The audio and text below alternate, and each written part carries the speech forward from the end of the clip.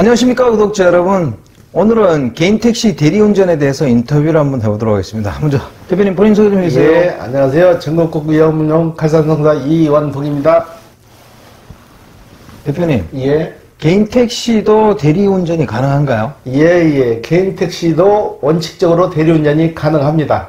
가능한데 조건이 이제 좀 다르죠. 네. 운전할 수 있는 분의 자격 조건을 말씀드리는 건데, 대리운전을 주시는 경우에는 기존에 택시를 하시는 분이 몸이 불편해서 일을 못 할 때, 일을 못 할 때는 대리운전을 많이 주시는데, 일단은 대리운전 주시고 하시는 분이 자격 조건이 돼야 돼요. 그분도 막 아무한테나 대리운전을 줄 수 있는 게 아니고, 몸이 불편해서 대리운전을 줄 때, 그분이 왜 몸이 불편한가를 입증을 해야 돼요.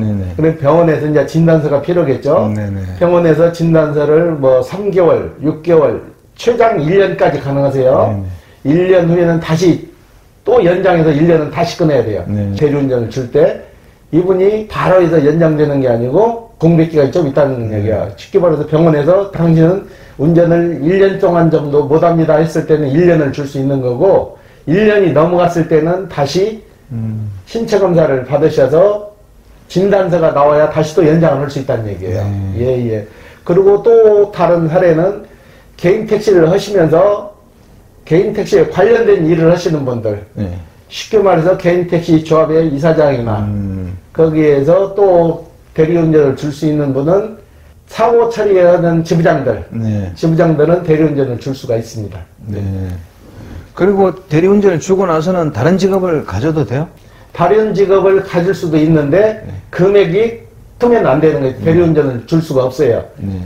쉽게 말해서 택시에서 300을 받는데 대리운전을 주고 다른 직업을 취업을 하시면서 500만 원을 월급을 받는다. 그러면 대리운전을 못 주는 거죠. 금액이 더 커지니까.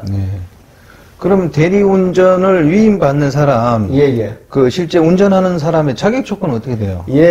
개인 택시 사는 조건은 똑같아요. 일단은 아프신 분 거를 대리운전을 신청을 해서 조합에 가면 양식이 있어요. 양식을 작성을 하셔서 대리운전을 하는데, 이분 자격 조건이 어떻게 되시냐? 일단은 택시 자격증이 있어야 돼요. 그 지역에. 택시는 그 지역에 한정되기 때문에 그 지역에 택시 자격증을 가지고 있어야 되고, 전에는 영업용 3년만 가능했거든요. 영업용 3년만 하신 분에 대해서 대리운전을 할 수 있게 줬는데, 지금은 법이 바뀌어가지고 자가용 5년 무사고에 화성이나 상주에서 실시하는 체험교육을 받으신 분들도 가능하세요. 이제 신규자로. 그 조건을 갖추시고, 의료원에서 신체검사, 신체검사를 받으시고, 일반 개인택시 매매 조건하고 똑같아요. 사시는 분 조건을 충족을 하는 사람만이 대리운전도 할 수 있습니다. 그러면 개인택시 탔을 때 이게 대리운전 하시는 분인지 진짜 원래 차주분인지 어떻게 구분해요? 차에는 대리운전이나 진짜 운전수가 구별하는 방법이 없고, 조합의 서류상에서 그게 존재하는 거죠. 이것도 구청에 똑같이 인가를 내야 돼요. 몸이 불편하신 분 서류, 대리운전 하실 분 서류, 이걸 조합해서 관할 구청에 접수를 시켜서 관할 구청에서 인가가 떨어져야 돼요. 당신은 몇 년, 몇 월, 몇 시, 몇 분으로 대리운전이 가능합니다 해서 인가가 떨어져야만이 대리운전을 할 수 있는 거예요. 그러면 대리운전 하시는 분은 월급제로 이렇게 고용이 되는 건가요? 월급제가 아니고 일당제인데, 일당제를 어떻게 하냐? 쉽게 말해서 대리운전을 주는데, 보통 인천 경우에는 제가 말씀드릴게요. 신차, 쉽게 말해서 1년 미만 차량을 대리운전으로 봤을 때 한 달에 100만 원 평균 나가는 금액이요. 그리고 조금 차량이 노후화됐다, 한 이제 3년 4년 된 거는 한 80만 원 선, 한 달에 80만 원 선 정도 주고받고 하는 걸로 알고 있어요. 그러면 신차 같은 100만 원을 원래 차주분한테 드리고 대리운전하는 사람이 그 나머지는 벌어서 쓰는 거라는 거죠? 그러면 그게 뭐 법인 택시보다 좀 나은 거 아니야? 법인 택시보다는 좀 낫죠. 그리고 보험, 보험은 대리운전 하신 분이 들어야 돼요. 그리고 차가 고장났거나 사고 났을 때는, 큰 고장이 있을 때는 대리 준 분이 고쳐주는데, 작은 사소한 소모품은 대리하시는 분이 고쳐서 하셔야 돼요. 그럼 만약에 대리운전 하시는 분이 음주운전이라 면허가 취소되면 이거 어떻게 돼요? 그럼 면허권이 취소돼 버리는 거죠. 음주는 무조건 취소해요. 대리운전이나 원차주다. 대리운전을 하시는 분이 남의 차를 가지고 가셔서 음주운전을 했다. 그럼 그것도 면허권 취소해요. 아, 그래요? 예, 예, 그러면 그렇죠. 그 개인 택시 차주분들은 그 굉장히 조심해야 되겠네요. 예, 그렇죠. 대리를 줄 때, 조합에 예치금을 넣어요. 일정 금액의 예치금을 넣고, 그리고 음주운전 안 한다는 그 내용이 있어요. 그 내용을 다 설명을 하시고 대리운전을 하시는 거예요. 그러면 개인 택시를 대리운전하고 싶으면은 개인 택시 조합에 가서 얘기를 해야 되겠네요. 개인 택시 조합에 가서 대리운전 신청하면은 일반 사람들도 가능한데 거의 다 지인을 통해서 왔다 갔다 하는 거죠. 조합에 신청을 하게 되면은 신청 순서대로 해서 대리운전은 신청하는 분들한테 이렇게 배분을 해요. 예, 예. 사고가 났을 때, 예, 예. 그럼 차주분하고 대리운전분 그거는 어떻게 처리해요? 일단은 보험이 있으니까 보험으로 처리하시는데 조심을 하셔야죠. 그리고 사고가 났을 때는 보험으로 자차까지 처리가 다 되는데 그 비용은 큰 대형 사고를 내신 분이 다 책임지는 거죠. 대리운전 준 분이 주는 게 아니고 대리하시는 분이 책임을 지셔야 된다고. 예, 예. 우리 사고 처리하다가 보면 이런 경우 있잖아요.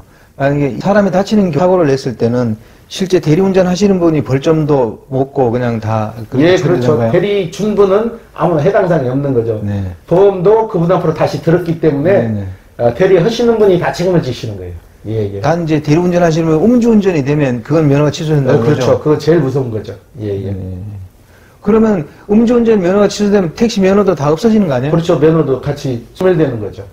실제 그런 사례가 좀 있습니까? 제가 아는 상식은 대리운전에서 음주로 소멸됐다는 건 아직 한 건도 못 들어봤어요. 예. 대리하시는 분들이 그것도 음주를 안 하시니까. 예, 예. 그럼 개인 택시 음주로 면허 취소되는 사례는 좀 있어요? 인천 같은 경우는 1년에 한 30, 40대 정도가 음주로 면허권이 취소가 돼요. 운전하시는 분들은 진짜 음주 아예 안 해야 될 것 같은데 왜 이런 사고가 계속 끊이지 않는 거죠? 술 좋아하시는 분들 술 끊어라 그러면 못 끊잖아요. 담배 좋아하시는 분들은 담배 끊으라면 못 끊듯이 술을 드셔도 저녁 늦게 먹으면 다음날 주치에 나오니까 그걸 감안하셔서 드셔야 돼요. 건강한 사람이 소주 한 병을 먹었을 때 8시간 정도 걸린다 그래요. 완전 해독되는데. 그러니까 전날 술을 많이 먹으신 분들은 아침에 일어났을 때 본인 생각이죠. 본인은 난 술 다 깬 것 같아. 그래서 나가는데 거의 불면은 음주 측정하면 거의 다 취소 상태예요. 그게 주치가 제일 무서운 거예요. 예. 오늘 인터뷰 감사드립니다. 예. 네, 구독자 여러분, 오늘은 개인 택시 대리운전에 대해서 인터뷰를 해봤습니다. 개인 택시도 대리운전이 가능하네요. 법률적으로 조건만 갖추면 개인 택시가 대리운전이 가능하다 그래서 좀 신기했습니다. 다음 시간에 또 호화즈는 다른 주제로 구독자 여러분 찾아뵙겠습니다. 안녕히 계십시오. 호화즈였습니다.